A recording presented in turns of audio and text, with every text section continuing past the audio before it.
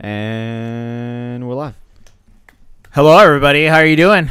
I'm doing great, sir. Thank you for asking. Yes. Welcome, everybody. My name is Alex. This is Papa David. Hello. We love Vegas. We do love Vegas, and this is a very special show. Every show is special, but this is the show that's going to take you through the new year. We're going to share with you some advice and lessons that we think will be very invaluable to you to having a better gambling experience for the coming year. What have you learned this year about gambling, sir? Very specifically, what can you share with our inquisitive audience? There's a lot of things I learned about gambling. As a fellow degen, slang for degenerate, term of endearment in our community for anyone not familiar. Yep. I think the biggest thing for me is coming in with a budget. You know? Okay. So should I bring 20? Go ahead. Just so everyone knows, the camera's going to go black for a second. Yeah, he's just changing the battery, so don't freak out. Uh-oh. Here we go. Oh, my God. What are you doing to me, David? They can still hear me? Okay. Oh, my so gosh. here's the thing. I know, right? Stop touching me. Anyways, listen. So what you're saying is, if should I just come with more money? Is No. More money the answer? No. 20,000? Yeah, so let me put into perspective for anyone new to the casino community that are just tuning in. Yep. You buying in $20,000 to win $100-$200 does not make sense. No. I don't want to out anybody, but there are people out there who feel like the more money because they're being sold a lot of nonsense, and that's one of the things we are kind of pushing back on this year. Yes. Me and Alex I've been here for 34 years. Alex has by definition was here a couple years before me because he was, born here. And if you are under the impression or you are being convinced that somehow you coming with more money is the answer, that's never the answer. Now, for some people, if they're approaching a strategy that requires a little higher buy-in and it's something they can afford, and they're coming at the game the wrong way based on their risk profile and what they have available to them, then maybe.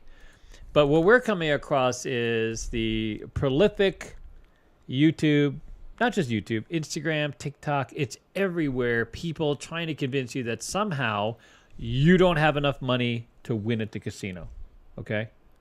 All right, so give me an example of a good bankroll. Give me something. What's a play? The biggest thing I tell everybody at Casino Quest or on the YouTube videos for CEG and Casino Quest, our other main roulette channel, basically. The biggest thing I tell people is it has to be an amount that you are comfortable with losing, because when you are comfortable with losing, that's when you could be aggressive. Yes. You cannot be emotionally attached to the money. So for me, $200, $400, depending on what's going on, does not change my quality of life. Like if I lose $200, it does not bother me at all. Right, and if any of you guys have the chance, the good fortune to hang out with Alex or Alex's friends, go out gambling, you'll notice what Alex does is because he's invested money that he can light on fire in the parking lot, he parlays. Like he plays aggressively, he parlays, and when you see it, we've shown you the tickets over the last couple of weeks of him going and playing bubble, whatever it is, because he'll play in a way. By the way, his systems suck. But apart from that, he doesn't play a system. The idea is he plays to win, and he plays aggressive, and that's exactly what fits his, opportunity. By the way, he does play some goods. I shouldn't say it sucks, but some of his crap systems, dude. It's crazy. It's just flipping crazy. But he wins because he's willing to, actually gamble. I will give everyone one more example so that people understand. If you're playing at a $10 blackjack table, right? You buy in for $100. You are at a $10 blackjack table. Guess what? You win that $10 bet. You're going to press it because you're like, who cares? It's $10, right? We could play the same exact hand on a $1,000 blackjack table. You win that hand. You're more not likely to press that bet because you're so scared because you're attached to the money. Yeah. So it doesn't matter. Once again, it doesn't matter what you're buying is. It could be $40. It does not matter. It has to be an amount that you literally do not care, because if you don't care, that's how you win. You can be aggressive. Yeah, 100%. Okay, well, there's a lot of this. So explain to me like infinite martingale, dude. What do you think? That's not a thing. Yeah. Really? Why not? I mean, we've had some meme systems over here, like the memes out there. Yeah. And it's kind of a joke, like double your loss feel and all that stuff. But really, Martingale or these types of negative regressions, or where, all you need is just that one run. And that's the thing is people always talk about the math. Well, that chance of that happening to me is 96% that it's not going to happen to me. Yeah. Well, let me tell you what. In the casino business, as you know, sir, you're going to be that one out of 10,000.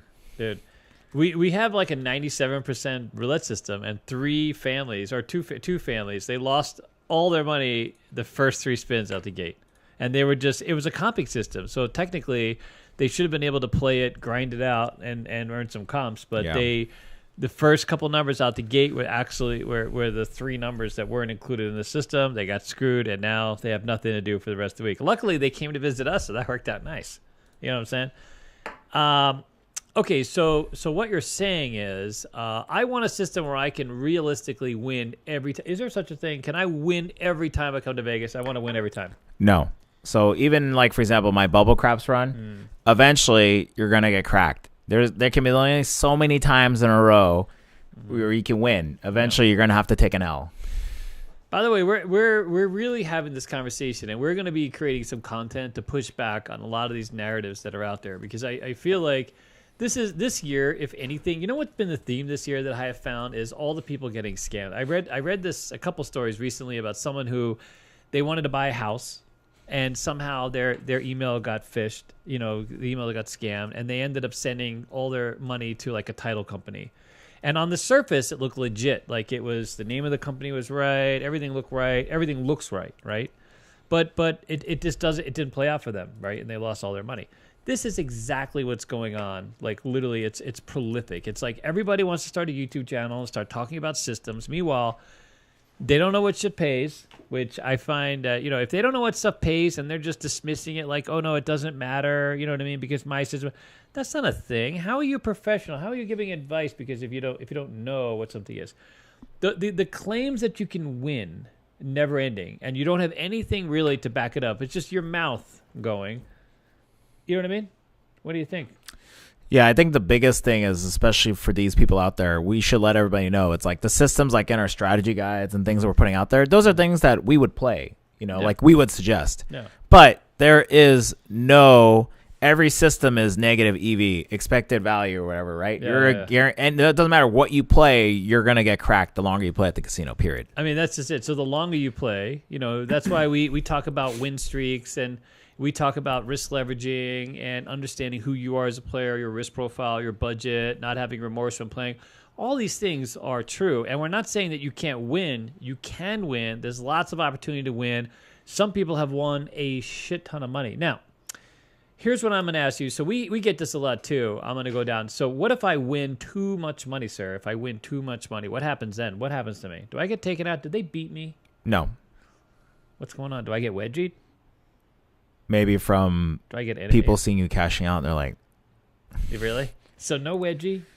No wedgie. Beat up? No one's going to beat you up. No fear for walking out with my winnings? Yes. I'm allowed to win? And by the way, on table games, as long as it's not a payout over 300 to 1 or something like that. Yeah, 300 to 1. You buy in for $200 and you cash out $10,000. You don't pay taxes on that. There's no, there's no weird thing or nothing like that. Yeah. So we want you guys to really just not just gamble safe, also create opportunity and understand what you're getting into. And we want you to avoid all the scams. Now, if someone is asking you to pay them an exorbitant amount of money because somehow they have figured out how not to lose, what am I doing then? You're just helping the scammer. And I'll bring in, you guys luckily are very fortunate because we are a table games focused community mainly. Yep. But the biggest scam out there is the sports bettors. Yeah. The sports betting guys, they always say they have the best picks and all this stuff and they have pictures of their tickets.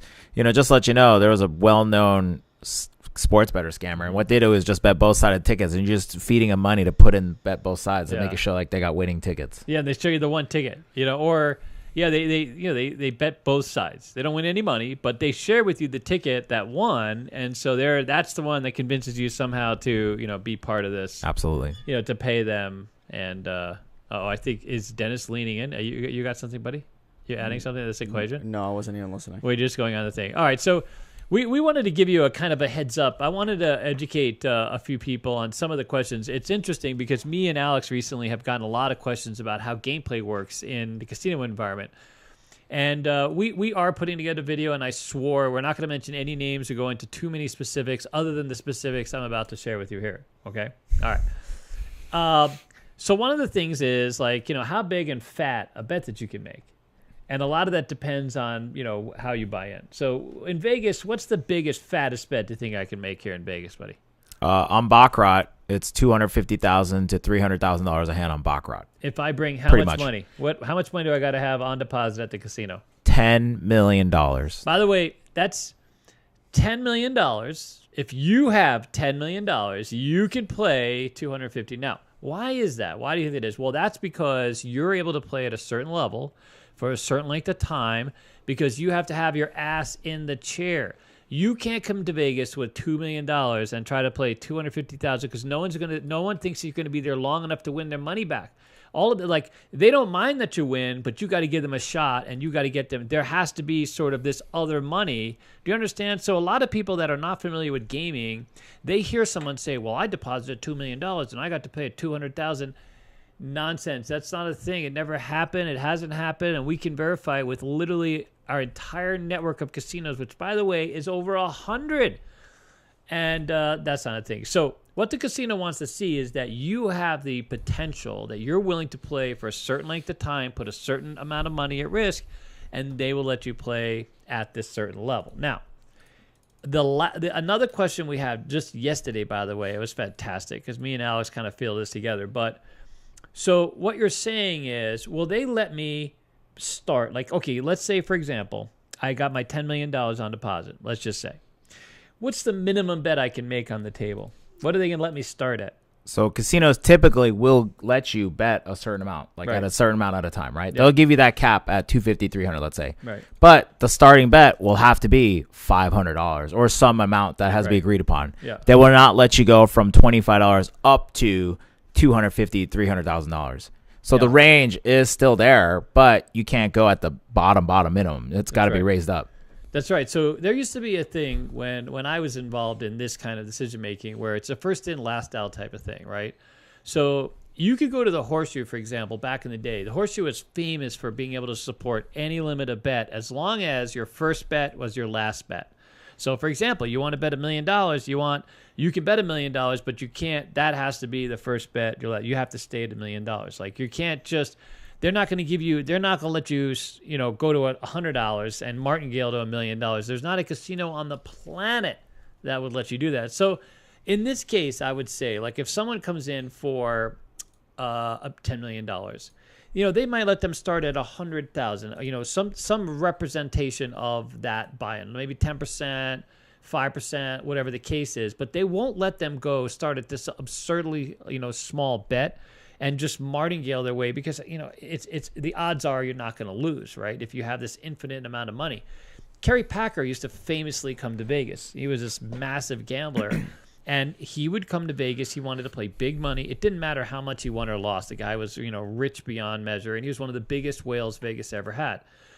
He would come in and play $25,000 a hand, $40,000 a hand, $50,000 for hours on end, and he would win millions of dollars. And the casinos didn't care because he would lose millions of dollars, and he would win millions of dollars, and so forth, so on. There's a famous story, by the way, of him having lost money, waiting to fuel up his plane.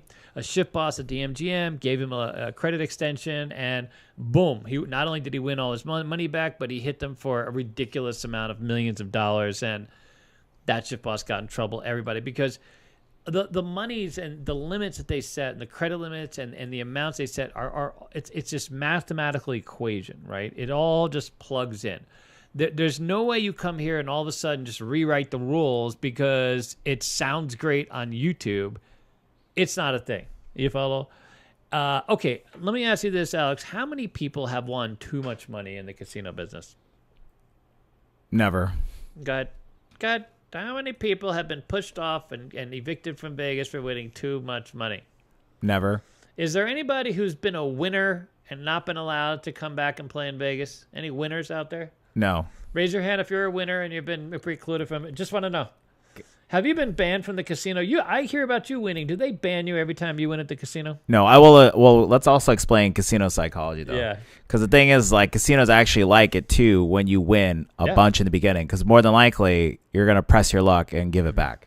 That's essentially what they're hoping for. Do you know, like, Alex won a bunch of money at the Fontainebleau, and now they have 3 players over there. You know what I'm saying? Yeah, I know. So that you guys know my bubble crap streak. Yeah. You know, I went on a hot heater, and then I ended up losing like $600 in Night Palace. You know, so I pressed my luck, lost 600, then I lost another 400. So I get back 1,000 of what I won. And you So shared with everybody that Fontainebleau you went to, Sahara you went to, Yeah. and you share. And when Alex talks about heater, it's thousands of dollars, not millions of dollars. The casino like literally just doesn't care. Now, does a casino care about losing millions of dollars to a player? I mean, the thing is, like, when there's a lot of high rollers at one casino, Yeah. you know, that's the thing is, like, when there's enough of those out there, it kind of offsets it, right? That's the right. truth. That's right. I've been in this business for 34 years. I don't know of a single person who has played legally who has ever been evicted from Vegas for having won or beaten the casino. 0 people. I would literally tell you, what the hell do I care? I don't even work for the casinos. I just put dealers to work. You follow? Like that's just not a thing. There's no world where that's true. And you can believe it. And you can because you're, you know, if you don't understand like what's going on, you can believe it and pretend that maybe it's a thing based on someone just telling you that.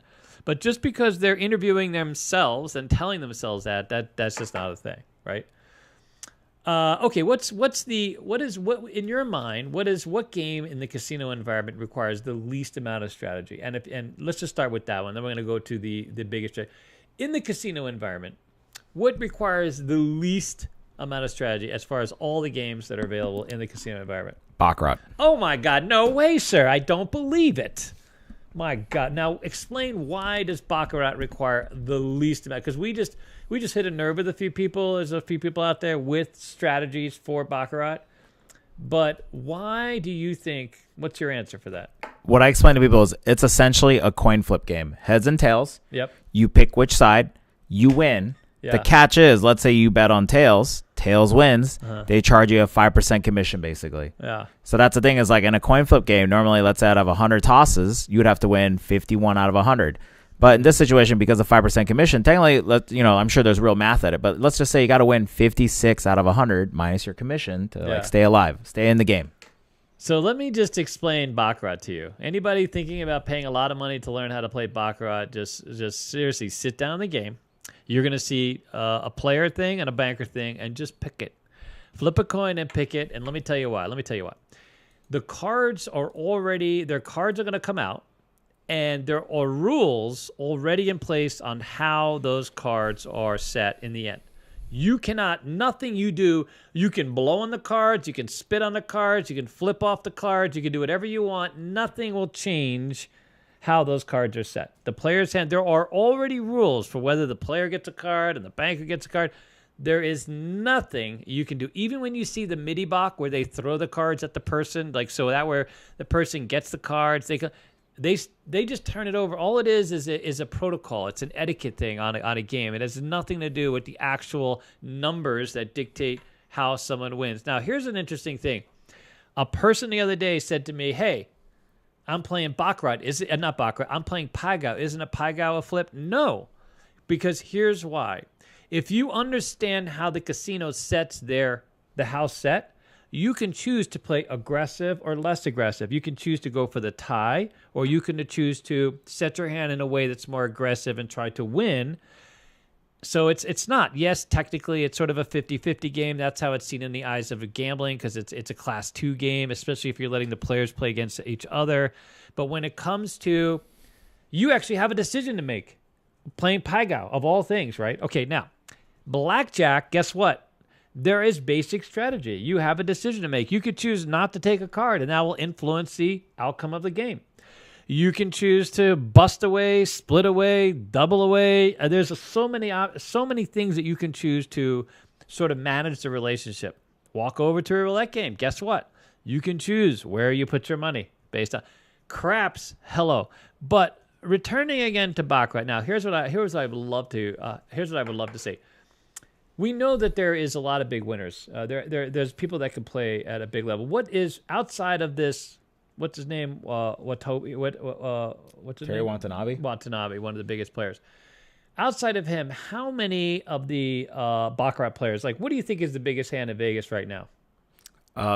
Even for me, my experience when I worked at the Cosmo, the biggest hand I ever dealt was 175,000, and that was like pretty big. Right. So to see like 250, 300 is like a big deal. It's a big deal. Yeah. So on average, what do you think? Like, because what do you think is the average big hand that if you walk into a Baccarat room right now and you're not anybody special, what's the most you can play? I would say most players bet like 500 up to 5,000. Yeah. Usually like those rooms, those are like a couple grand. You see people playing a lot of yellow chips, which are $1,000 chips. $1,000 chips. I know right now that I've talked to many casino bosses in the last couple of weeks, and 10,000, 20,000, even 30,000 at the very high level with the very few players. But 10,000 is not unrealistic, especially if you start now. I asked someone the other day, okay, I can come in and play 10,000, let's say, because normally the room's 5,000, right? So if I play 10,000, what's my starting bet? $1,000. They'll let me go from 1,000. They'll start the table 1,000. Let me go to 10,000, and I'm a contract player. You know what they won't do? They won't let me have that $5 game to let me range all the way up to 10,000. Yeah. That's not a thing. If you want to play, some houses they have $5,000 limits, and the bet start at 25, and so that's why they're there. That's why they're there. And when you hear about something doing something else that's not even a thing, it's just not a thing. Okay, Alex, I'm walking into the casino environment. Okay, you ready? We're role playing. We're role playing. Yeah. I'm coming up to you, and you are my dealer at Baccarat. I want to know how many times you have rigged how many times have you screwed me out of a win, dude? I want to know. Everybody wants to know how many times you, the dealer, have cheated me out of a win. 0. Okay. I want to know, like, what's the, what benefit? Like, oh God, I just love this. I know Dennis is like, what the hell? Yeah, let's see. I bet we're having a lot of fun. And this is Christmas. This is a learning video, Dad. You guys are going to look back at this. We're going to save you so much money. That's our Christmas present to you. You're welcome. Okay. Look at Dennis, just like. What's the incentive for you to cheat me out of my win? Go ahead. 0. Casinos don't give me a bonus. Yeah, literally. No. Okay. How often in your experience, and you've dealt at a lot of high-end casinos, how many times has the pit boss come down and said, hey, Alex, this guy's winning a lot of money over here. Can you help us out? Go ahead. How many times? 0.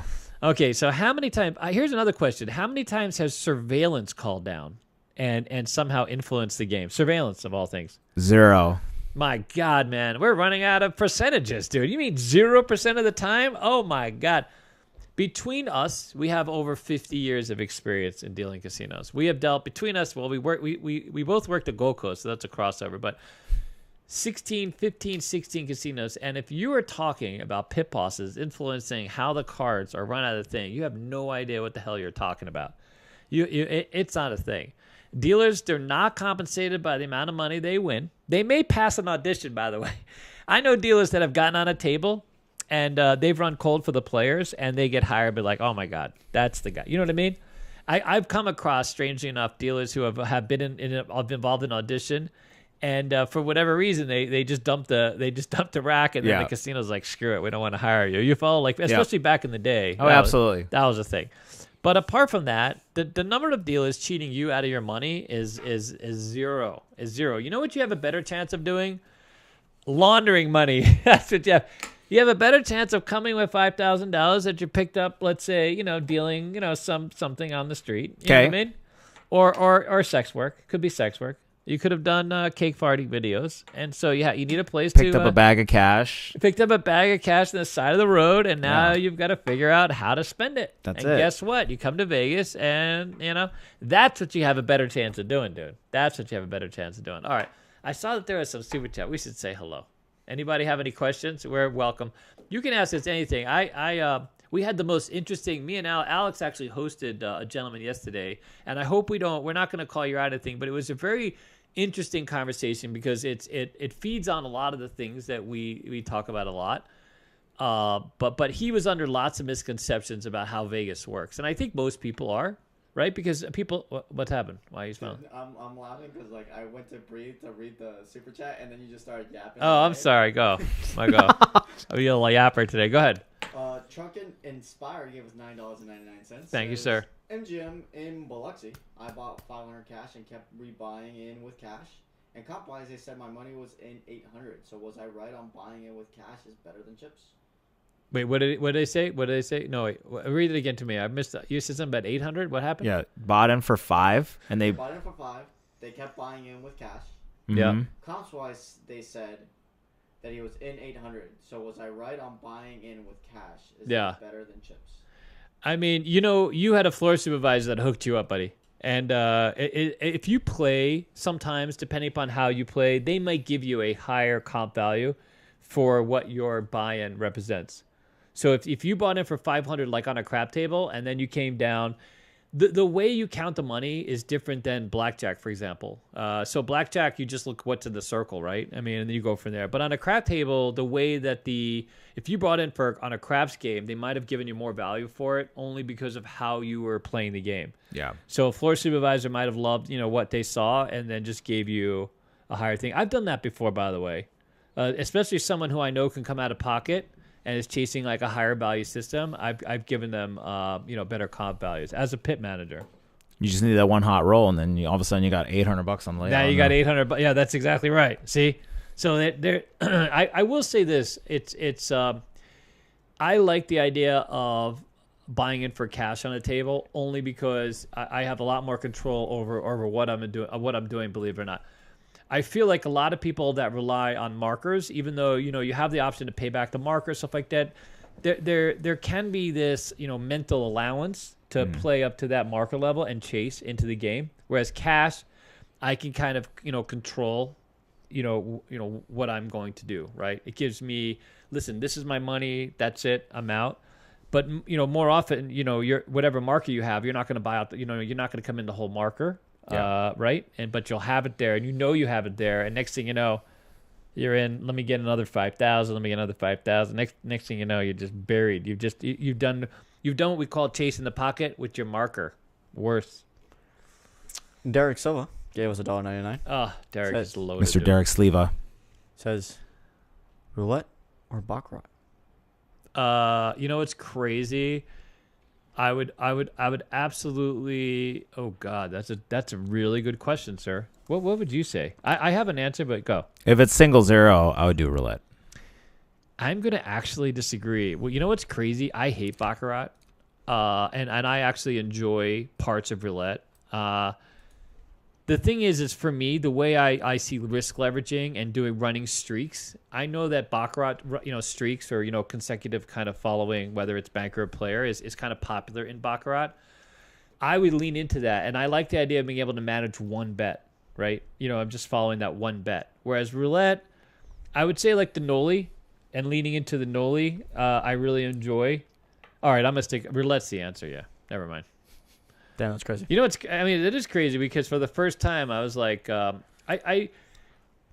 baccarat for me, by the way, has always been a sore spot. I came across a baccarat table many years ago when I was at the Gold Coast, and they brought me over to the baccarat table to kind of say, hey, would you like to learn baccarat? And I saw this guy hit this woman who was pulling cards. I literally put her hand, and I was like, oh hell no, that's not for me.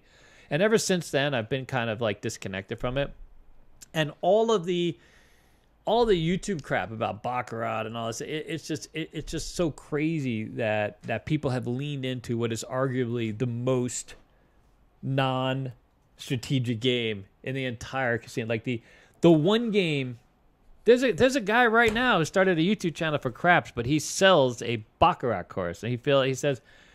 By the way, he doesn't even know how the commissions work, dude. He doesn't even know how the hands are pulled, dude. So just to let everybody know, technically the house edge is correct. Like baccarat is one of the lowest house edge games. Yeah.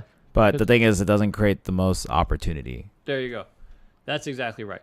And so for someone to like come out and sell, who doesn't even know the pyramid, who doesn't even know like the pyramid, like your mom's pyramid, and yet you're selling a course on how to play baccarat. It literally defies belief, dude. Yeah. You know what I'm saying?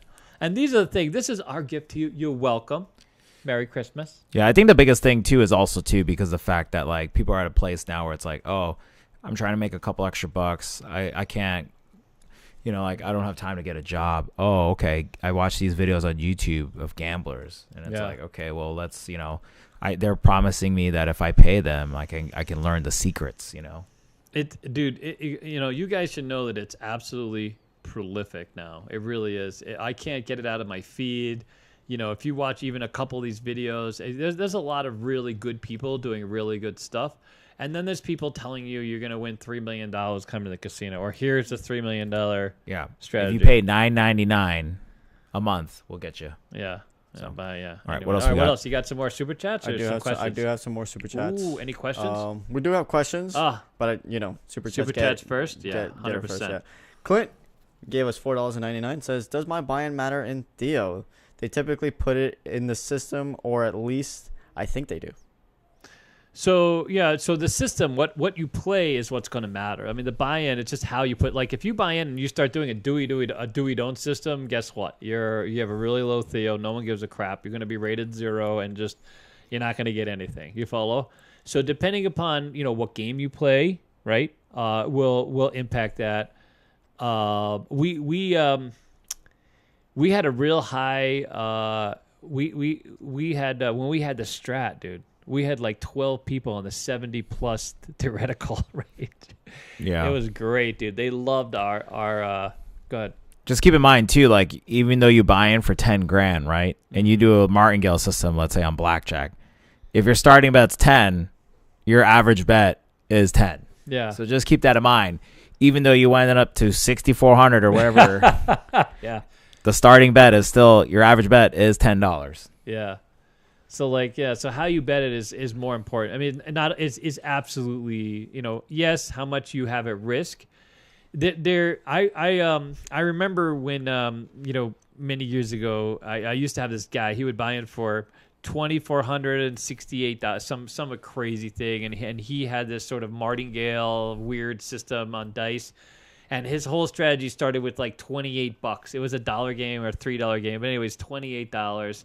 And he would have a come bet and a don't come bet and a place bet all working together. Dude, this guy, and guess what they rated him? $0, dude. He got $0. He had a relatively high Theo only because he just can't win. I mean, there's just no opportunity to win.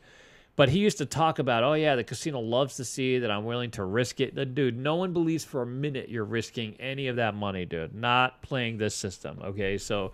You just flaunting a lot of money is better to get laid than any actual casino gambling. You know what I'm saying? Now, if you want to look real attractive on a roulette table, you just buy in for 5 stacks of any color, dude, and just sit there and just hoard over it. You know what I'm saying? Mm-hmm. What do you think, buddy? All those stacks. All right, what else you got? We got Pro Crops. Gave us $4.99.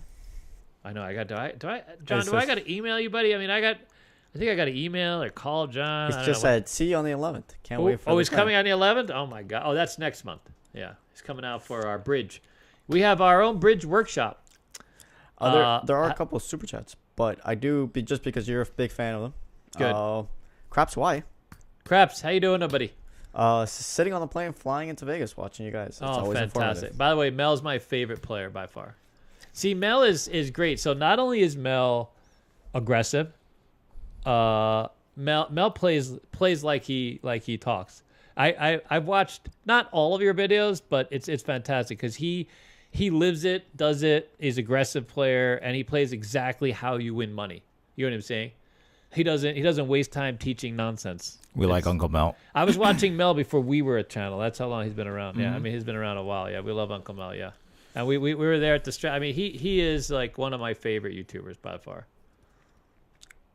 Okay, I'm gonna. By the way, I teach his 130, dude. I literally teach his 130. I show it to our dealers just so that they know that not every bet is like a standard bet. Like people bet in other increments, right? So at 130, it's 35 and 30, 35s on the 5s and 9, 30s on the 6 and 8. And some of those presses that he does that By the way, Uncle Mel, I'm doing you a favor, buddy. So when you come out here and your dealers actually know how to press your bets, because he can be aggressive. A lot of dealers, they won't know what the hell he's trying to do. You see what I'm saying? He's got to walk them through it. It's so funny. Especially at the Orleans. He's got to explain, like, hey, this is what it does. These new set of dealers, dude, they got Uncle Mel's bets down pat. Yeah. Yeah. I'm gonna change the wording a bit because I think they messed up the wording. Derek gave us $4.99 again. He said, "Was it Mickey Mace that you guys were talking about rigging the casino game?" Well, let's just say, just wait. just wait. I'm gonna butcher this. Korniak Mm-hmm. gave us $1.99. He Merry says, "Please Christmas. answer John's question so he can stop." So there's this guy John in the chat. Yeah. Please don't spam chats. But long story short, Yeah. he's just asking, why do pit bosses always change outcomes on arbitrary rules, change on the hot roll? Are they incentivized to end the hot roll? Okay, you wanna approach this and I'll add to it or what? So I think what he's implying is that based on way the die lands, Yeah. so if it's leaning against something, Oh. it should be called one way, Yeah. and then they get upset because it's called. So I think we Yeah. have to explain how do they call the dice? So the dice should always be called from the perspective of the stick person, regardless of. In fact, the pit boss should not be really calling the dice. And any time that a game is held up for surveillance to call, that's even worse because now they're creating this dynamic where they're just giving more room for people to argue. The truth is that usually if it's a busy game, there should be people kind of on both sides looking for different outcomes. And so if the dice lands a certain way, and it's a leaner specifically, and the leaner, if you pull chips the one way, you pull chips the other way, it could go either way. It should always be from the direct line of sight of the stick person who's calling the dice, and they should just call it and move on with life. Now, if you're in a scenario where you feel like that's not true, and you feel like a pit boss has stepped in and made a call that is to your detriment or contrary to what I just told you, then you might have a reason to argue and kind of debate the issue. So pit bosses should not be stepping up to the game and overruling, unless it's an egregious thing where it's very clearly, yeah. Go ahead. Oh, so we're going to show everybody, too, just to explain. So what that means that, let's say, for example, this is leaning against the wall right here. Yeah. See how it's got a 4 and a 2, and it's leaning against the wall, and it's a 5. Right. They're going to call it a 7 because if you remove that wall, that object. Right. Yeah. But if it's in between two objects, and by moving one object, it's one way, the other object is the other way. Yeah. You know what I've seen that's crazy? I've seen floor supervisors trying to gauge which side this is more to the left or the right, and figure out which it's leaning more heavily to. You can't do that, by the way, because clearly if you move this, it's going to go this way, and if you move the thing on the other side, it's going to go the other way. So again, you just keep with as long as you do the same thing all the time, right? Whereas, like I say, the stick person just calls it from their perspective. Then players understand that, and everything's copacetic. Whether it's for the casino, against the casino, whatever the case is. We had a situation where we teach a visual table games class for surveillance, and surveillance actually doesn't really know craps, which by the way, they don't know a lot of the games, dude. And those of you who are out there claiming that surveillance is making these big calls on how to cheat the game, let me just tell you, most of these surveillance operators have no idea what the hell you're talking about. That's how crazy your nonsense is, okay? Because we teach surveillance class, and many of them have never even gambled. They're not even in a position to gamble. They're not the highest earners, by the way, in the casino. It's a great job, especially to get started. But anyways, you just want to have a sort of stable, a reliable call, right? But was he just talking about the dice or sort of the other things? Because I can address that to change the game. Here's what I will. There are people in this business that sweat the money, and they will try to influence somehow. We were actually at Binion's, and this pit boss, not even a pit boss, a box person, literally took the dice off the game and mic'd them in the middle of the roll. Took the dice, stopped the game. Alex had a $450 8. They made this woman put it in all green. They didn't want to put out any black. Stop. This is when Jet was rolling. You remember that? Yeah, I remember. He took the dice off the table and mic'd the dice in the middle of it. Now, if I am running that casino, I am firing that man straight up or suspending him straight up.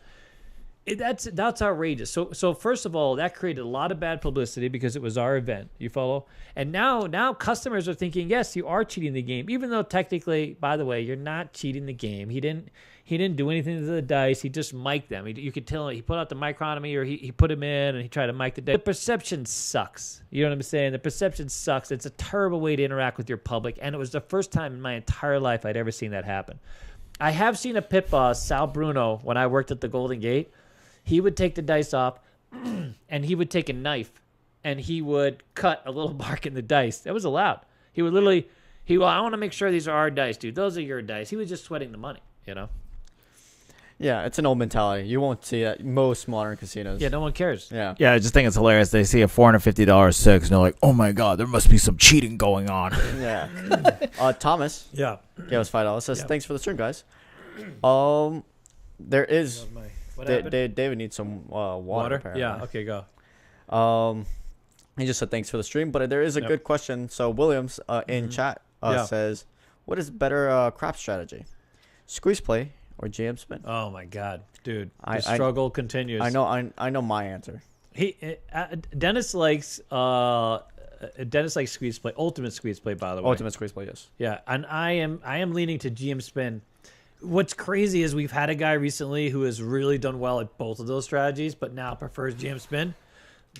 I know. I personally like some of the GM spins, which is the one that I like the best, the double. I think it's a GM spin plus, the one where you regress to 15s on the 4 and 10. Yeah, that way you have all the numbers. But both of them are very strong. My favorite is squeeze play, because yes, you're invested technically a little more. Yeah. But you're always out in 2 hits. You know, as long as you get 2 numbers that you have, you're out. Yeah. Alex? If I'm even/down, I do double tap. If I'm up money, I'll do squeeze play. So the GM spin that we do, where it's the double tap part of it, that's my favorite one by far. Oh, well, that's just GM spin, but you just power press plus. That's just the power press plus. Yeah, I think that's the best way if you have enough money. You know, I've been very focused. We are working on a video about the budget, right?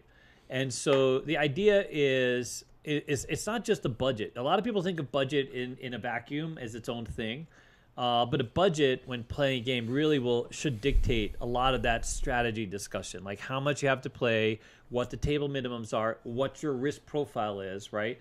And then from those you extrapolate and you arrive at, okay, these are the strategies that give me the greatest opportunity, and now you build into what that budget is. But even more important, if you think of budget 3-dimensionally, how about this, dude? How about this? Huh? A budget doesn't have to be a one-time buy. You know one of the reasons why Alex has so much success is he carries over his budget.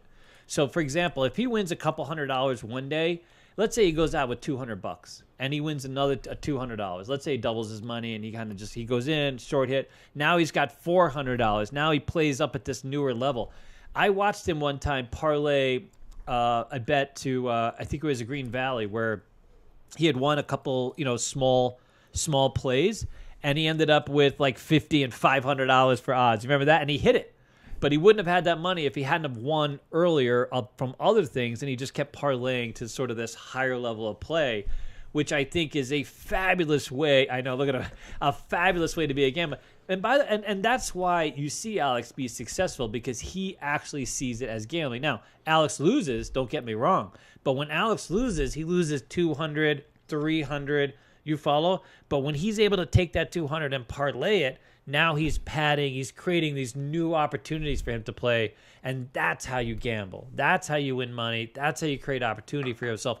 That's why we talk so much about gold tiers, having gold tiers and creating, because we know there are ways to win money. You just have to do the right game, the right budget, the right strategy. All those things have to play, and you don't have to pay us $50 million. Our bridge workshop's $100, dude, $150. By the way, it's 5 hours, man. It's 5 hours. We break down the games, the budget, all of it. It is an absolute. It's a fantastic play, and it's endorsed by all the casino. Everyone loves it. They want you guys to be empowered. They don't mind you. Listen. They're happy with their holds, dude. They don't have to hold 20%. Not holes, holds. Holds. HOLDS. Yeah. For any of the closed caption people. You know, it's so funny. I just had a guy today who is a fantastic human being. He's been playing a very long time, and we talked about how crazy. YouTube has added to the popularity of some games. There's absolutely no doubt about it. And not just YouTube, but social media, young people today, Gen Zs looking to get out and do stuff together.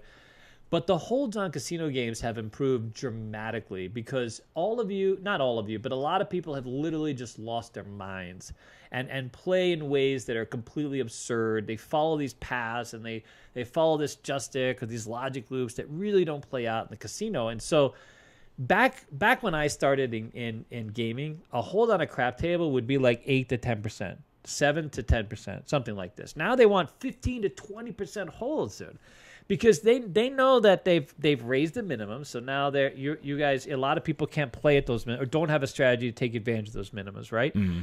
And now there's all this misinformation of ways to approach the game that is easily accessible. There's all this misinformation about gambling that exists now, whereas before, when you were a crap player before, you learned on a battleship, dude. You learned on an aircraft carrier. You learned from people who passed down, listen, this is how you're going to play. You're going to play the math and combats. You played a very sort of rigid game. So when I was a dealer, and even like the beginning of you being a dealer, people were a lot more serious. You didn't see a lot of what goes on today in gambling. Like, it just wasn't a thing. I never came across those kinds. Now it's all over the place. You see? Anyways. What do we got? Any more good questions? I loved it. Mike Cook gave us $10. It's also his first super chat ever. Fantastic. He says, thanks. So Alex and Nick for a great class a couple weeks ago. My son and I learned a lot and left Vegas with a lot more than we came with. See, that is fantastic. Yeah. Thank you, sir. Our biggest wins are 60, 60, 14, and 11, by the way, just so you know. When he says our biggest ones, he means like people come in the community. Played. In the so community. Yeah, one person has won 60,000 twice. By the way, he's a big player. We have a question from Alex. I think we answered this on Gambler's Hotline, but we'll answer it again just for you. It says, am I able to request new... Oh, the question just got moved. Are you able to request new dice midway through my turn as a shooter? Yes. Yeah, 100%. You can always ask for new dice. By the way, I said this was a fantastic question. But yeah, you can have them dump the bowl and start over completely. You can have them take out the new dice, just ask for 2 new dice. You can ask for 1 new die if you want to, but at any time during the game, you're allowed to ask for new dice. Yeah. Alex has done it. I always ask the deal to give me 2 dice. Pick 2 dice. Yep. Yeah. Overthinking Craps gave us $5. Thank you so much. Says, good to see you last month and hope to see you guys again whenever that will be. Thank you so much. Fantastic. Yeah. Anything else? There's some questions about some strategies, which I don't think we've seen. Someone asked about the bankroll recovery from the Crapsman. I've never seen that strategy. I have no idea. Yeah. By the way, someone asked. There's a couple actually. There's not just one person who asked this one. Go. Comps on craps. Why is it so different for casino to casino? Yeah, it's just it's one of those things that the problem with craps as compared to most other games is it's easier to track exactly what your investment is and what your loss is, what you're going after. Craps not so much. There's so many ins and outs of craps and here's one example. They have the software that can track almost everything on all the other games and give you a theoretical, figure out what your, you know what I'm saying? Give you all the math. Go ahead. Did you want to add to this? No, I'm just listening. But on craps, that's not a thing. It has to be entered manually. It's still up to, whatever the floor supervisor wants to say about it. Like there was that example where someone bought him for $500, but he got $800 in credit for whatever he was playing. I mean, it's just there's lots of weird context that goes into it. I will say this, if you play a strategy that a dealer or supervisor prefers you to play, that they're happier to see you, guess what? You're going to get better rating. If you're a don't player very often and you're coming up with some other thing, you may get a little hit on your rating. I'll be honest with you, because it's just a very, they give them some guidelines. So some casinos, I've worked at a casino, for example, your first chip behind your pass line, they would give you some percentage of that, some rating on that, depending upon what the point was. Other casinos, they give you nothing on the odds. Like they give you nothing on the odds. That's what I was about to bring up. Oh, really? Yeah. Yeah. So it really depends on how generous they want to be, or or how they want to. I know. I used to work with a guy that was a supervisor, and if you started playing from the don'ts, he would take your card, he's like, "Oh, sir, here you go. Congratulations. Thanks for stopping by," and get 0 rating, dude. Give you nothing. You know what I mean? He might give you a little. He might show your buy-in, some minimum bet. But he really hated don't pass people. If you're someone who regresses, which a lot of our systems have a regression, and you have a supervisor who used to be a dealer and looks at that and rolls their eyes, that kind of thing, they may not give you credit for the first bet. They may only give you credit for the regression, right? Because you're getting out in 2 rolls. So it's very, very subjective. I hope one day, maybe with the advent of AI, they can look at it and see and give it, add that. But I'm afraid that I don't think AI lacks context. Yeah. Plus, it's just such a complicated game. There's too many things that can go left or right. Yeah. So what I always tell everybody, especially for dice, you really have to ask at some point if you feel like your rating is important and it plays a role. Like especially if you're someone who plays a lot and you play at a fairly decent level and you have a good. You have a higher level card and you're really counting on the rooms and all the other stuff to be free. Make sure you call someone over and understand. Just say, hey, listen, I'm just curious how you rate my action. What's my average bet, right? How am I getting rated? It's okay to ask questions and just, go to the side and talk to them and get an understanding. And maybe you can even ask them, well, and if they feel like it's too low, you can always get it audited. You can always go above them and ask for someone to look at your action and get a better rating. I've actually done that a few times. Yeah, high limit players, just to let you know, one of the things is like, oh, 2 bosses are watching. Well, that's because high limit players do request bet tracking. Yeah. So literally somebody writing down all your bets so that way they get an actual accurate rating. So that so that's a thing too. Yeah, 100%. In fact, guess what? That's in our bridge workbook. So we have that in our high limit. We have a new blackjack guide that's coming out. And one of the addendums is this high limit addendum. So what we've done is we put together all the things. If you're a high limit player or you approach a high limit room, there are so many things you don't know to ask for. There are so many parts of that whole experience. Like if you're a high limit player and you've just walked into a high limit room and set your money down, guess what? You're missing out on so many ways that you can take advantage of that experience that's not available to people who, outside of playing high limit.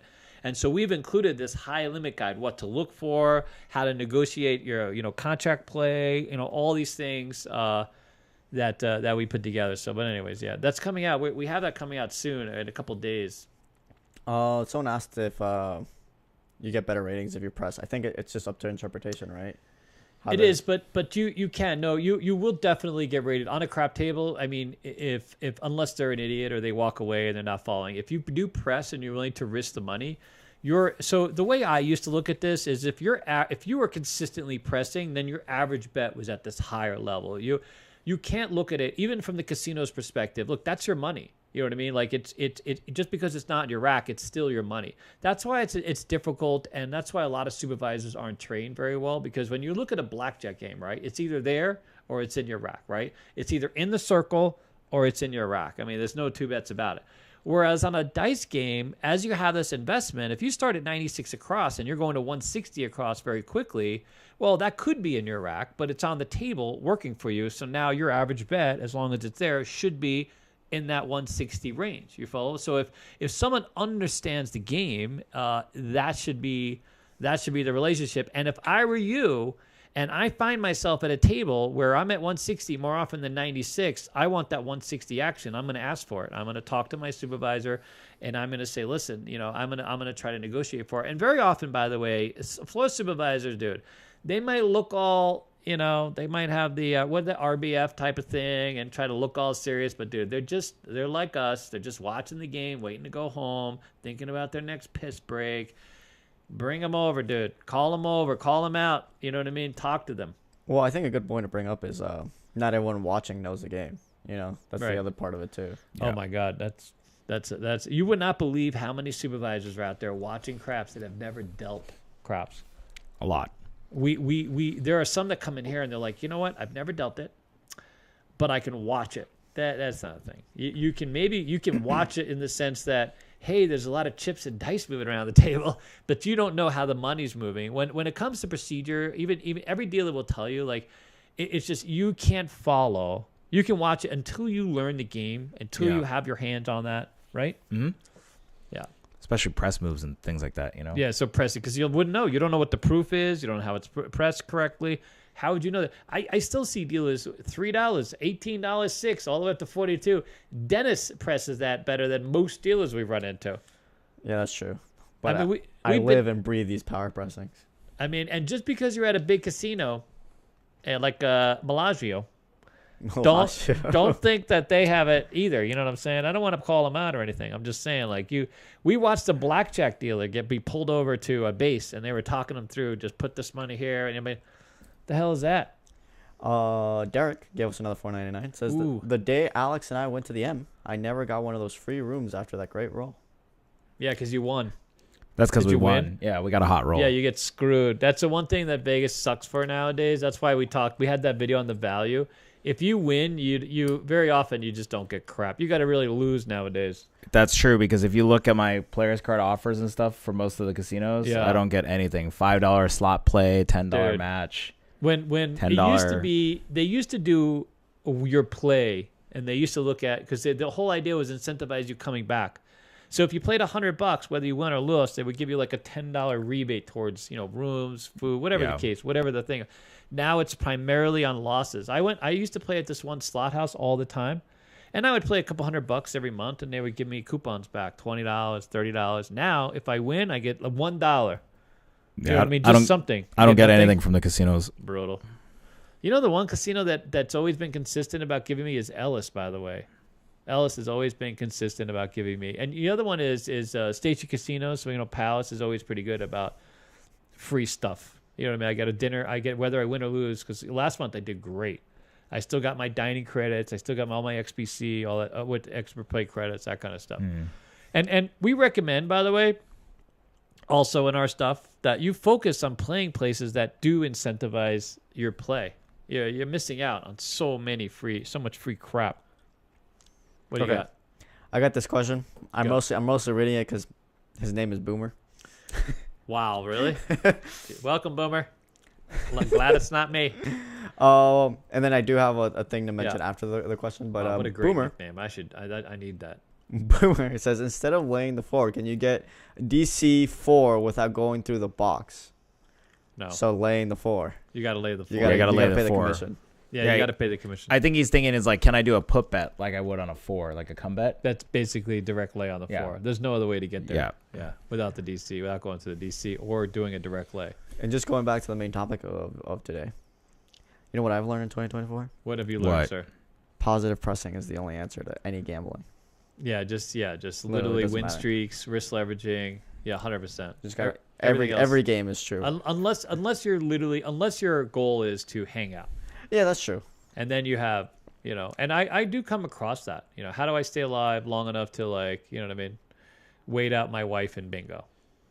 You know what I'm saying? Wait out your wife in bingo. Well, it's going to be an hour and a half session in bingo. I'm just saying, we've had a great 2024. We have. Like, even the gambling wise, it's not like we got, like, it took a slow start for even me in the beginning. I really DJing that much, but right before I left for Europe and just, dude, fire races. I'm most excited about the fact that I got put on an Advantage Keno list twice, dude. Twice.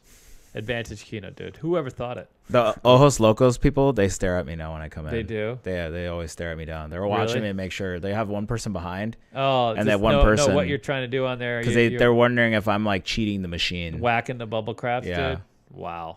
Really? You're ahead, like, overall? Yeah, because they used to have 3 machines there, and then they got it down to 1. And even that 1. Because they thought it was rigged? Correct. They had 3, and I clobbered the shit out of them so hard. They have 1. Wow. But even that 1, I'm still going in there and clobbering them. So. Oh, really? Yeah. Wow. That's crazy. The Ojos Locos bubble crafts machines, like the good old reliable. Like that friends with benefits, you can always hit up no matter what. Yeah. That's like. They brought in the guy. Right, Dennis? You would know. Why? Hey, wait. Pause. Wait, how? What do you mean I would know? What are you implying here, buddy? So, and by the way, Alex keeps winning, and they're watching him to make sure he's not cheating. But you know what I mean? Like, they're not kicking him out. You know, there used to be a way to beat the very first ETG blackjack games. I won't say because I was sworn to secrecy. By the way, that was a thing. There was a report that was done. You could beat it. In fact, Timmy knew there was a way to actually beat the machine. They came out. There was a flaw in the software. They've since fixed that loophole, by the way. Okay. But there, of course, yeah. I mean, sorry, but the same thing when the roll to win tables came out. A lot of you guys, like, we had this couple up in upstate New York. They'd be like, David, oh my God, the roll to win. We pay our rent every week off the roll to win machine. You know what I'm saying? Yeah. I mean, you know, and then they close those loopholes, right? Yeah. And make it impossible. So there's always that when the software is in play. Yeah, you gotta catch it while it's hot, like the iron's hot type thing. And even then, and the casino has every right to follow you around and watch and see if you're cheating. You follow, but if you're not cheating, they're not going to kick you out. You're not going to be kicked out for winning too much money. No one cares about you being in the casino. It's not a thing. Casinos win a ton of money. A ton of money. But if they find that you're cheating, you're out. If they find they can't source your money, you're out. If they find like that you're just a complete utter ass, guess what? It's private property. They don't need an ass. If you're making claims about them that are outright lies and slanderous, I wouldn't want you at my casino either. You follow? Like that's the thing. True. I mean, let's be honest, right? All right, what do you got? I saw something just scroll up there. Are you like behind the times or what's going on? No. What? I don't know. Any other questions? We do have a couple. Yeah. Thomas Crown give us another $6. Says, any crazy criminal stories from your days working in the casino? Any casino robberies, prolific tons. pickpocketers, or other criminal stuff? So many, dude. I can't even. You know the funniest one that happened many years ago when the Luxor first opened? There was a guy that went into the Luxor. This was back when they still had silver dollars. And he robbed one of the they used to have carousels. So when the Luxor first opened, by the way, but also has been around for a while. It's crazy how long, like 99, like, or maybe even before then. But there was a guy that happened to be very large, a very large man. And he went in and he found a genius one of these slot carousels that was very close to the door. And so he thought to rob the lady that was in the carousel of the money, that cash that people was getting for the silver. But he wasn't able to get the money. All he was able to do was get these 2 bags of $1,000 coins, which if you don't know, there was always 1,000 in those coins that they used to refill the slot machines. Yeah. And so he made out like with both of these bags full of silver. 1,000, not actual silver, but 1,000 of the coins each. And sadly, at some point running through the parking lot, he had a heart attack. Oh, God, I hate laughing, but I could just see this man trying to make the quick getaway. It was not in the cards, and so they found him after the fact. That was a terrible move. We were talking earlier about oh God, I have so many stories I could do. I don't even know what to do. So there was a guy famously who walked out of who was at the Horseshoe, and he ran off with a bet and tried to skim the casino. And they accused him of cheating, and the police on duty, who were acting at the time as some level of security for the casino, they were off-duty cops, took this poor man into the water closet, which they thought did not have cameras. And they proceeded to, they were equipped with batons. I'm just saying, I'm going to put that out there. I'm not going to connect anything, but let's just say they... things were connected. That's what we're going to say. They checked him for anything he may have stolen, and they checked him really, really well, dude. And of course, it ended up on camera. It was a big deal here in Vegas. I happened to work at the Fitz at the time, and so it turned out it was a sergeant and some other dude, and they took this poor man, and he was a minority as well. Like they did realize he was cheating. So what happened? Someone's commenting already. It was just the way you said that. Well, I just want to say, like, he was cheating, but there was no reason to, let's just say, to take it that far. Take it that far, dude. The batons should never have been entered into the equation. I got two stories. Huh? Once you're done with that. Okay, so this is not too long. So I was working at the Fitz at the time, and so a trial, they were suspended obviously, and a trial took place, and so we would sit there. I was on this crap crew on Graveyard, and we would watch this man who was the sergeant. We only saw him come in, and he would show up around 4 a.m, about 2 hours before my shift ended. and he would just start pounding alcohol at the bar, dude. This guy, as his trial, we would see his trial show up on the TVs and stuff. Like, this guy's being tried for doing things with the baton to this poor man who was this cheater. You know what I'm saying? Anyway, and we would just see him get completely flippin' stone drunk. And right around 6 o'clock, I would get off, and he would be on his way to the courthouse. And we would follow him over to the courthouse as he literally tried to. Back when the courthouse was literally right, they moved it now, but it used to be literally right catty corner to the back of Fremont Street, right? And we would watch him. So one day, as we're watching his ass just trying to make his way over to the courthouse, I just couldn't understand how this man was on trial or making it to this trial. Of course, he came across two homeless people. They weren't even homeless. They were just on their bikes. They just had these bikes. They were laid out in the grass. And maybe they were homeless, who knows? So he's drunk, walks up to one of these two people that's laying there, and he starts kicking them. I know I'm laughing, but I'm like, dude, how much of a flippin' waste of human flesh can you be? One, you're on trial for using a baton in a way it wasn't intended. You know what I mean? Having gone into it, you know what I mean? You're on trial at the courthouse. You're getting completely wasted. You could barely stand up or walk your ass across the thing. And now you're harassing some dude laying on the grass with a thing. But anyways, welcome to Vegas. All right, you're ready learned a for lot your today. story, dude. Two crazy stories though. So just to let you know, a common thing is actually high limit players trying to scam each other. Oh, really? That's not in our thing, but it happens all the time where you see somebody, they sit down at the table, oh my God, I'm winning money. And he's like, the other guy's like, oh my God, how are you winning money? It's like, well, give me your chips and I'll play it for you. And then what's a common thing that happens all the time in the casinos. That's crazy. Players are always trying to like scam each other and they're trying to siphon off chips. Yep. Another thing that happens all the time too, hot chick at the bar. Guys like, like, oh yeah, you here, let's gamble together or whatever, and then of course this chick is just doing that because she's going around the casinos just siphoning off chips. Yeah. And that's a common thing that happens too all the time. By the way, that's so common. If you have a girl that comes up to you and really likes you and really wants to be in your space, guess what? You just give her a chip and you're about to get rolled over. Yeah, you're just gonna get rolled over. And if Yeah. she's so hot, and all of a sudden you feel like maybe you got it, and this hot. It's not your raise, it's your money. It has nothing to do with it. Yeah. You're either in high limit or there's something. And she's slowly pocketing chips while Yeah. you're not even paying attention. God, you know what's amazing is how quickly I've seen guys get rolled. Just all of a sudden they're like, oh no, this is the one, dude. Every month in the review journal, it's guy with Rolex getting rolled over. Yeah. Every month you see that now. Yeah, that's true. Guy with Rolex gets rolled over. Yeah, So. it's not. Okay. There's so much. One of these days I'll have to share stories of all the criminals that I've encountered, or all the people that I know that have cheated the game. There's a lot. Is that the next Patreon story? That could be, actually. We could focus on that. That's actually a good one. Yeah. Crops Hawaii didn't say anything. Just gave us $19.99. Wow. Thank you. Thank you sir. so much. Thank you, Mel. Yeah. Okay, I got one more quick one and then we'll move on. Yeah. So I had a dream. Okay.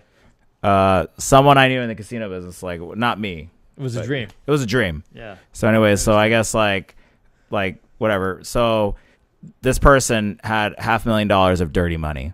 So there was a deal where if they went to Cosmo, they got in touch with somebody and they were like, okay, if we go to the Cosmo and they're going to meet up with them in the room, they're going to be able to give us $450. The deal is we're going to give them $50,000. They're going to give us $450 in clean money. Yeah. So the guy goes in the room with his duffel bag with cash, whatever, ends up getting tasered. They ran out with that $500,000. Oh yeah. And then of course, they were like, so you're going to call the cops? And of course he's like, What are you going to do? Yeah, what are you gonna do? you file the police report and you're like, oh yeah, like I'm trying to wash $500,000 of dirty You money. bastards. Damn, So- that's crazy. Yep. So that's the There- most recent one. There used to be this guy with a gold ring. Like, oh my God, I lost. It would be like this husband and young wife looking thing that would come. Looking thing? Well, I say that because they would look all desperate and they look like they were a couple and they would be like, hey, we just got married and here's our wedding ring, but we lost all our money. Would you mind giving can you give me some money for my ring? Because they make it the most desperate. Oh my God, your wedding ring? Oh, I feel so bad. But they were like, listen, I spent $2,000 on it, but we really need $100 to catch a bus. And of course, dude, it's so crazy. I'm sitting at the Riviera. This is many years ago. My friend worked there, and this happened to me. And I'm looking at it, and it's just weirdly. It didn't look right, but I felt so bad. And then I was thinking to myself, well, even if it's not worth any money, let's see, I'll just help them get on a bus to somewhere. And of course, I bought the damn thing. It was only $50. It wasn't even $100. And then right away, I find out that there was like some other dude that got scammed by the same people with the same stupid story. How many wedding rings have you sold today, sir? You know what I'm saying? That used to be a thing. One of the biggest scams in Vegas is those monks with the little car, and they try to give you the beads. The blind. The blind. Yeah, it's just deaf. Crazy. They're all full of crap, dude. Yeah. Oh, this is not a super chat, but Nerd Girl Rules has this really interesting thing. So we kind of talked about it a little bit during Gambler's Hotline. Okay. But it was, I wanted to know your thoughts on craps being $25 tails, but as long as you're doing 25 in total of $5 each on each number, will the casino ever do that? No, that's not a thing. Sadly, that's not a thing. By the way, this is crazy because that was. So when it comes to betting props, if you have a $25 game, what most people don't realize is that you can usually bet lower denominations in the prop box, right? And a casino will take the rule of either it's a total. So let's say you have $25 in the pass line, they'll let you bet nickels. Let's say it's a $15 game. On a $15 game, there are some casinos in town that want you to have $15 on base before you can bet props, right? Because they want you to be invested in the table. Now, there's other casinos that will let you throw in $15 just in props, right? They'll let you just, as long as you meet that $15 table minimum one way or the other. And then there's even a third type of a casino that requires that doesn't care. That doesn't care. You can throw the props is such an ATM machine. They don't mind if you throw dollars. They don't mind if you're not invested. They would rather you throw props because it's just free money. Yeah. And that will change based on not just a casino, shift bosses. A shift boss can make that rule for their shift. I used to work at a casino where the shift would turn over from swing shift to graveyard, and come graveyard. So I worked at a casino where on swing shift, you could bet anything you want. It was a $5 table. You could bet whatever you want for props, dollars. You could bet $1 crap check. You follow? You didn't have to have anything else on the table. The minute graveyard came on duty, it was you had to have either $5, in props, or you have $5 on base, and then you could bet dollars. You know what I mean? So it just varies. As far as like the 25, that's never going to be a thing. I will tell you this: casinos are going to go. The value proposition is definitely being talked about amongst many casinos. I've heard back from quite a few people, and they're definitely nervous about some of the hits that Vegas has taken recently with visitor traffic and this kind of thing.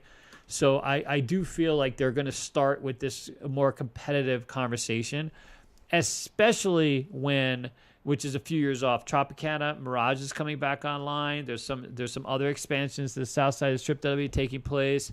And as these properties start to be built out, I believe that it'll be healthy for Vegas, but it'll be great for consumers because they're going to have to rethink some of the value propositions. They're going to be trying to, compete for some of the same, casino money, right? And so these margins, the margin plays, these high minimums, lower maximums, they're going to be readjusted, let's just say. So I do feel like more value will be returning now. Not to places like Fontainebleau, they're going to be stuck in their own thing, or the Wynn, or this kind of thing. But other properties, I feel like there'll be more opportunity to play. Yeah, that's true. Plus, downtown has gone crazy. $15 tables downtown. It makes no sense, dude. And you know what's crazy is they're always whining about needing dealers all the time, and then they're getting. I mean, they get the business right, and then they. Anyways, it's all silly. It's all silly. I think they should focus on cash flow and just get those players in, make them happy. Build this base. You know what I mean? Okay, we got a couple more super chats. Red Pill Merry Christmas. gave us $9.99. Thank you very much. Thank you. Thank you. Didn't say anything. Just gave us money. Thank you. Yeah. James Forrest gave us $5. Says 150K bankroll high limit roulette. What strat are you playing? Holy crap. I look at Alex because he's the only one who would say. So 150K. Unfortunately, you don't get special limits. Yeah, you don't get special You're limits. Gonna get capped on an SR table. What would be your cap? What would be like the max? What would you play? Me? No, honestly, I would do like high limit Noli, high limit BBC. I think it'd be hilarious in a room doing SR playing BBC. Well, I think for us it would just be content. It would just be like we bought in 150,000 on this roulette. And then like high limit Romanovsky, or I would do EDS GPP with $100 chips. So I'll do $2,400 on the inside. Oh, really? Because it's 24 units. So basically, the same strategies he's playing now, just with just black chips. Yeah. Just some black and purple. Yeah. We have Mid-Atlantic Craps give us $20. Says happy holidays and Merry Christmas, everyone. Merry Christmas. Thank you so much. David and everybody. Alex are the best. Yeah, we love you guys, man. By the way, we love that whole community. Yeah. What are your opinions of 000 Roulette? We hate it. Yeah, it's a terrible game. It's amazing. Again, another game where the casino is just literally just eating it up. Do you know that they've introduced a progressive? They have this multi-ball. Yeah, thing 30-1. With extra ball starts coming out, pops out of the thing. Where were you showing me that? Well, that's online. They did a thing where it's like a there's one multiplier. live now. Yeah, they do the monitor. Multiplier one. Yeah, it's at the Venetian Plaza. Oh, okay. They took it from online and they're copying it. So they have like Cool. 4 numbers and as a multiplier if you hit landed on it. Yeah. Yeah.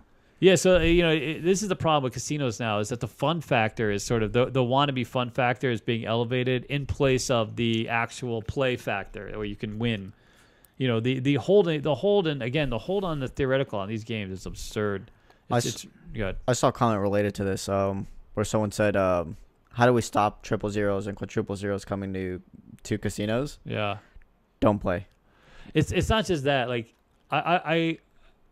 I don't know how you do this. So we have the most material discussions you can ever believe. Like, the greatest thing about me and Alex and this business and our community, like literally you guys, is that we're able to have discussions that are very different than what a lot of other. Well, first of all, we're in the business, right? We have a school where we've been in this business for a very long time, so we have lots of information available to us.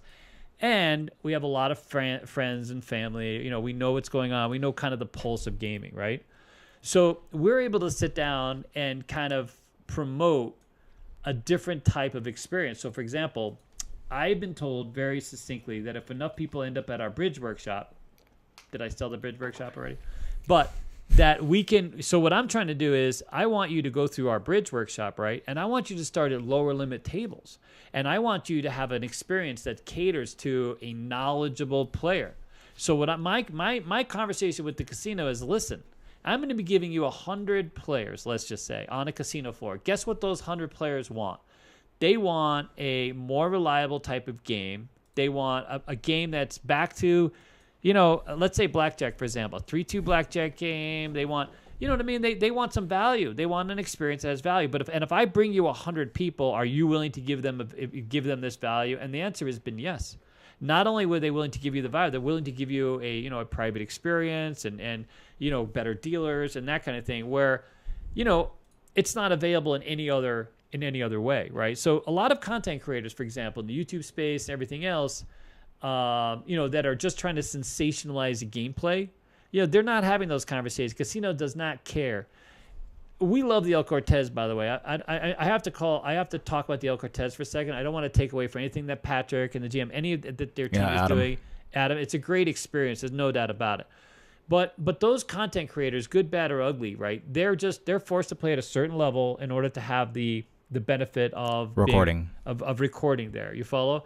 And it's promoted the El Cortez, but it hasn't promoted the player experience because it's not about the players. They're not playing for you. They're playing for themselves. You know what I mean? They're just showing you hands and your feet. Vegas Matt, for example. Vegas Matt's I've watched his videos. I love seeing his big fat, slot machine hits. But let's be honest, a lot of people can't play $100,000 into a machine. You follow? Or can't play. Now, he's become quite the influencer in some ways. He says group pulls and things like that, and fantastic for him. But our conversation, our relationship with the casino is really simple. We want to educate people, and if we get enough people educated, we want to bring those people as a group and create an experience that is, unique to our space. We want to bring people that are educated, that understand the difference between 3-2 and 6-5, that want to play lower table minimums, that want to have a reliable outcome, that don't need to be in these jackpots or these debates about, who's winning or losing and things like this. You follow? And that's literally everything. That's all we want to do. Like, that's literally our entire experience. You follow? I just want to say one more thing off of that. Yeah. It's also hilarious, by the way. It just made me think about all the stuff that G2E has been trying to shove down our throats the last, every year we go. And it's always a stupid idea. And it goes against what we're trying to promote, right? Because every go, they were like, what's the new thing? And then they're like, like 2 years ago, the claw machine, and then like the year before, what's the big thing? Sports betting. Then they're all getting crushed in sport. What's the big thing this year? Progressive. They just can't figure it out, you know. And you know they run us out. They don't run us out like they tell us to get out. They're not mean necessarily to us, but like when we sit there and are critical, like I came across an 8-card Keno machine. Like no one cares, dude. Just do 8 cards out of 20 cards. Like already have 20 cards. I can do 8, 10, 12. But literally they have a designated 8-card machine. And of course, if I start talking crap about it, which that seems like they or even record. We can't even point a camera. Yeah, they won't let us record. Yeah. They just don't like us playing ball. Because of the fact that we don't play ball. Because we're like sitting there like, oh my God, this is progressives. Oh. You know? Yeah, they had the dumbest progressive. You know, when people play certain slot machines, they try to like, you want your own space. You don't want someone staring at you while you're playing. They have this progressive machine with the progressive meter, and it's literally in between these two lounge type things. So that's like the next thing is like pretending that people want to sit across from each other and play like head-to-head slots. Oh, the video poker thing. It was like a battle thing. We saw that. Like it was so weird. It was like a video poker battle. I mean, this is the bubble that this, like, if I'm going to go play slots, I want to play my slot machine for me. How many of you want to play, like, if it was literally a battle slot where you're playing against each other, that might be kind of fun. But do you really want to stare eye to eye at the other, you know what I mean? It was like, kind of weird, though. Yeah. Anyways. Bill Dove says, what is the Bridge Workshop? That's a fantastic question. I started it too early. January 11th is our very first one. That's going to be our test scenario. Anyone that signs up for that one, you're going to get some extra free crap. And me, Alex, and Brian, another one, and John, Pro Craps John, are all going to be teaching you how to play. So not just how to play the games. The Bridge Workshop really focuses on you understanding your risk tolerance, your budget. So Bridge stands for budget, risk, identify the opportunities, know your destination, maintain or create your goals, both coming in and going out, and then the emotional, the discipline to it's this sort of a holistic approach to gambling that takes advantage of our 100 years of experience in the casino environment. It's literally truth about gambling. So gambling breaks down uniquely for every person, and these are the things that are not. Most people come to Vegas with no plan, no real plan. Maybe you have a strategy, maybe you looked up some YouTube videos, you have a general idea how you play, but you come to Vegas, you got some money in your pocket, and you know you want to play blackjack or craps, whatever the case is. Well, we've been very successful over the years teaching people how to play craps, and I've been doing this, by the way, for so many years. You have no idea. I was always the guy that people came to talk about their systems. When I was a dealer, I would be followed from casino to casino. And I've had these relationships with players for a long time, and to create opportunity is unique to every individual, believe it or not. Yes, some of us fall into the same, hole together. You know what I mean? Some of us end up falling into the same hole. Sir, your thoughts? Yeah, it's called Latinas. Okay. I think the best way to put it in simple terms is we're going to make you a better gambler, but with an honest, truthful way, not in the sense of we're selling you a system that's going to be a guaranteed win. Yeah. And what it is like, we have we have this workbook, the Bridge workbook, and we're going to go through the workbook, and where it helps you understand, what your risk profile is, like what's your tolerance, what type of budget, what type of strategies, what type of games, what's the reality works for you. And then it splits off. So it starts in like a bit of a seminar. You go through your workbook, and then we kind of split you off into the games and give you a better understanding of the strategies and the things. We do want you to have some level of experience with the games. You shouldn't be completely new to the games. It's okay if you have a very cursory, but you should know how to play blackjack maybe, or craps on a very basic fundamental level. We have clinics that will teach you. So separately, every weekend, we offer clinics here. We have a 2-hour clinic that will teach you 3 games, or you can come and learn, individually, learn the games. But the workshops, man, have been just the genius. And I have put them through all the casinos and all of my GM friends, and it's a really good. We're going to be putting out materials. You'll be able to buy some of the workbooks and some of we have this budget log that we're putting out, and these play guides and things like this that are part of the Bridge Workshop. So you'll be able to buy them separately. And then maybe one day you come see us and then you participate. But the other thing is it's an entry-level type of thing. Like you're going to start here at our bridge workshop, and then we're going to take you over to a casino pit and host. You're going to have this first experience that you're going to be very confident. You're going to know etiquette. You're going to know have a budget and a system that you're comfortable with. All these things will be true. Yeah. Good. Jim asked, can a 65-year-old retired guy be a dealer? 100%. The oldest person we have gotten hired in just the last year is 81. And we have many 65. As long as you have to be able to stand for an hour at a time with a 20-minute break, right? So there's no allowances outside of that. You have to have both arms.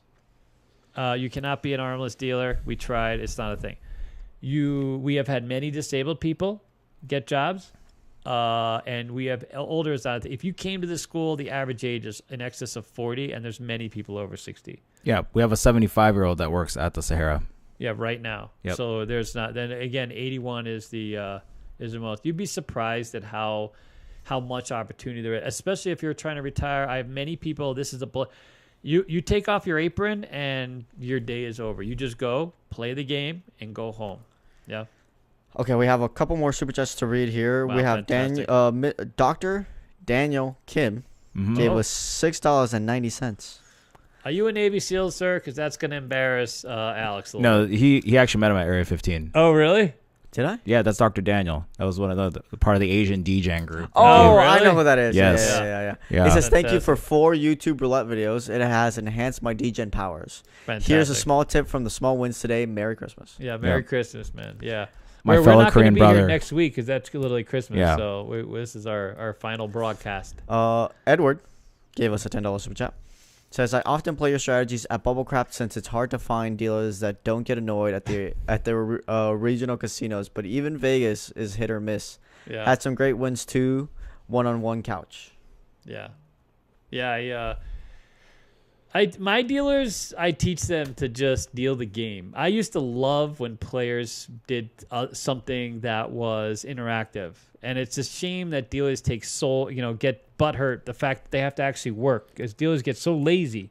I don't even think they get butthurt. I think they get butthurt because they don't know how to handle the action. That's why they get butthurt. Yeah, that's true. It just shows like they're just being insecure because they don't know how to handle it. Yeah, no, I agree. It's insane, dude. I mean, by the way, this is at every level of the casino. I mean, every level. We've been to every casino and played.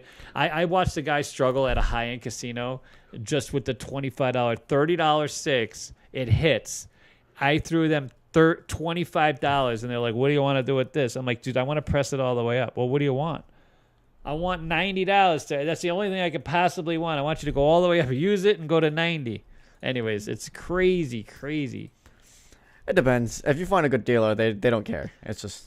Dude, but that's the thing. Me and Dennis were at a casino. We went to 320 across. This guy was we went 800 to 320 across. Pretty easy transition. And at the first time he did it, he had no idea what the hell we were talking about. How do you not know 320 across on a $50 game? Isn't that the bet you're getting every day? It was a higher limit casino too, so that was a thing. Top tier. Yeah, I mean, I've had my walkthrough with the fair share dealers. Though when the pass still had tables, I had to talk. I had to tell the dealer exactly what I want to do because Squeeze Play is a fairly easy system, but I still have to be Brutal. like, give me these 2 numbers, spread the rest of it. Press 22 inside. What? What's going on? You know, it's so funny. We were teaching. We have the surveillance course. We teach a visual table games course for surveillance, so that we teach them how the games work, how the money moves, stuff like this. And there's a few casinos who we want to take on a field trip. You want to see how not to deal the game and how they're getting rolled over or they're losing money on a daily basis. There's like 4 casinos that that's just it's crazy. We have Dice Emotions gave us $9.99. This is also their first ever super chat. Wow, that's fantastic, dude. What's the type of tipping do craps dealers generally prefer, being in the game or a portion of the win? No, I think it depends on who you ask. In the game, always in the game. The most popular. You're gonna maybe disagree with me. I don't know, but as a dice dealer who worked a table for table game, okay, which meaning I had to earn my own tokes. Consistently, I want players to put me on the line with odds. That's it. Because that's the narrative I can control, lock up that money, and get moving. Place bets, I know you guys think you're being really generous doing place bets, going $6 across, whatever else. It just creates a lot of work, and those bets sometimes get lost.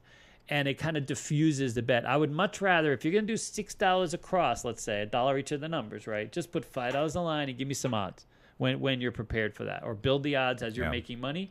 And then once that hits, I collect all my money, it goes inside. The hard ways, I know a lot of people like to bet the dealers on the hard ways, and that's a fun and it's a very popular dealer bet. But the truth is those aren't the best. Those aren't the best bets on the table, period. And dealers don't tend to win, right? And if you're throwing me $1.12 after 3 12s have rolled, suck it. You know what I'm saying? Like, just seriously, you know what I mean? That's happened. Happened. I do have a caveat about the hard ways. If you are gonna do it, under player control, parlay it. Parlay. But even then, the odds of a parlay hitting is absurd. Yeah, but the one time it does hit. I mean, that's true. But you know what as a dealer, I'm just going to speak to you as a dealer.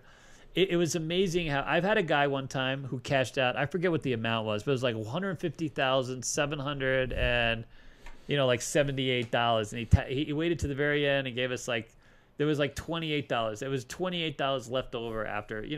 We don't want to wait to the end because very often, depending upon how you color up, you're only going to give us the spare. And if you had just put us on the line, you know what I mean? Unless you're seriously generous, no? Or you could do what I do. What do you do? I put 25 on the field, 5 on top for the dealers. Oh, yeah. And then the field hits. I go 50 and 10 on a hard way. There you Bam, go. $100. There you go. See, those kinds of things, if you're playing aggressive bets like that and they have a chance to yield, but very often people are like, here's $1 wherever you want it, young man. And I'm like, oh, my God. Get a hamburger, kid. Yeah. Yeah, right. God.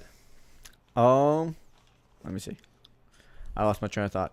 Completely lost my train You know of how thought. you really want to if you ever walk up to a game, right? And if you make the very first bet for the dealer, it opens up this wellspring of good tidings, right? Oh, new world. So like if I don't bet the pass line ever. So I tell the dealer, listen, well, unless I'm shooting, of course. I tell the dealer, listen, I put $5 on the line. That's all. Not a big deal. I say, and they're like, whoa, it's a $25 game. Or no, that's for you.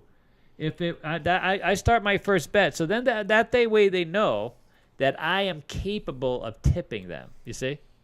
And now, if they don't kiss my ass for the rest of that hour that I'm at that table, now they know why I didn't tip them anymore. You know what I'm saying? Like you put that in their head. And now they're like, oh, this guy. Make them responsible, yeah. And you know what? And now I'm going to be like, listen, I'm going to give you, as I'm winning, I'm going to give you shoes. Now, if they treat me like crap, guess what? I'm not betting for them again, and now they know why. They can, and if they don't like that $5, by the way, if they give me any flack and some other nonsense, you know what I do? I pick up my money and I move. I literally move. I go to another game. I'm not the kind of person anymore where if I'm going to go to a casino and I'm going to actually lose money, and I'm there to, I'm losing money, real money. You know what I mean? I don't expect you to like kiss my ass or show me any favoritism, but I do want you to provide a certain level of service, and I do want you to engage.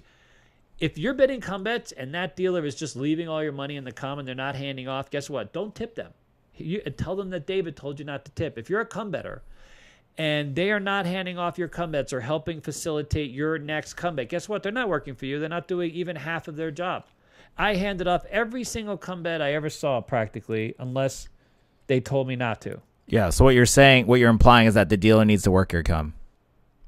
Basically. Okay. Hey, yo. Nerdgirl asked ATS for the dealers. That's a terrible bet. That's a terrible bet. It's a terrible bet, but here's the thing. I say yes only because I like that bet for the dealers. I did have this conversation today too, by the way. All of you that love the ATS and you're really shooting for the ATS, like everyone who's a setter out there, everyone who's got a practice rig, and everyone who spends time actually trying to, whatever the case is, whatever your logic is, if that's your thing, I want to be part of that action if I'm a dealer. And if you're excited to play that and you're excited to play that for me, that's one of those things that I would like. If you're betting hard ways for yourself, bet the hard ways for me. I love to be in the game as a dealer with you, and we could all have the same level of engagement. You follow? Mm-hmm. Like everyone always asks me, what do you think about those bets? Well, I'll tell you what I think. I think that they're bets that the casino makes a lot of money on. That's the truth. But if you hit the ATS, you know what I'm saying? It's not the worst place to be. So if those bets give you fun and joy while you're in the casino environment, by all means, enjoy. But do it with money that you have, like you earn, money that you have won in other ways. You know what I mean? Wow. You know what's so funny? We weren't going to even we wanted to do this for you guys, but this is fantastic. This is exactly what have we got? What is tipping on roulette? Tipping on roulette's very different from all the other games. Yeah. I actually suggest, unless it's like a big straight up win, you give them a couple bucks off the top. The etiquette is typically whatever the straight up is, like $5, you tip a $5 tip. That's the etiquette. Yeah. Traditional. The 1 unit. Yeah, but like some of our strategies and that sort of stuff, I usually just tell everybody just tip at the end. To be honest with everybody, betting for the dealers on roulette is probably the hardest thing. You know, it's harder than the prop box, in my opinion. Yeah. You know, like betting $1 for the deal on 35-1, it just seems very, very difficult. So I feel like just tipping at the end, or if you hit a big straight up, is the way to go. Because that's like betting a 12 for the dealer at every roll of the dice. You know what I'm saying? I mean, it's less likely they'll hit that. Yeah. We got 40 tie bot. Oh. I had to look that one up because I don't even know what that is. What is that? That's their currency. Oh yeah, bot. No, that's Thai bot. Yeah, we know that. Great interview between Alex and father. I like that's not even Daddy David. It's just not even father. Yeah, fantastic. There you go, buddy. And thank you. That's their first super chat ever. Thank you so much. Yeah, fantastic. Yeah. We've had a fun time, man. This is a great year. We're looking to. I know a lot of you guys are coming out soon. Our bridge workshop starts next month, January 11th, and then February 22nd. I did post a link in the chat if you want to take a look and get some more information. And if you want to get back, if you want power and numbers, dude, come on down. You know what I mean? Oh, we do have one last announcement that we're kind of working on. Besides, we're expanding all of our guides and things like this that'll be available for download. We have the ultimate blackjack guide going up shortly. We are moving to a new platform, a new members platform, not just for members, but for the whole community. So our courses will be there, all the engagement, community forums, and everything. So I don't know if you guys are familiar with Kajabi. We're using Kajabi to build out this whole new platform so that we can really engage with you. So if you're on like Patreon, for example, and sometimes it's difficult to access some of the older content. Well, in Kajabi, you can access it. There'll be literally like indexes and things like this that you can search and access, like the pressing sheets and all the different things that we have, made available over the years. So, and we'll let you guys know when it's up and these type of things. Yeah, we're trying to get it up before the end of the year.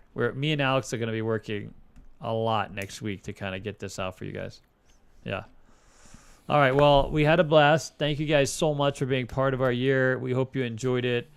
What do you got, buddy? Merry Christmas. Thank you guys so much. Yeah, it was great 2024. Like I said, it's going to be next week's Christmas, so we'll probably guys see you the week after that. And thank you guys for all your support, watching our videos, all the like buttons, the community. I mean, really, it's just unbelievable. Say the line, David. Now we're off to Keno to unwind. We're actually off to Costco, but yes. Bye, guys. Bye.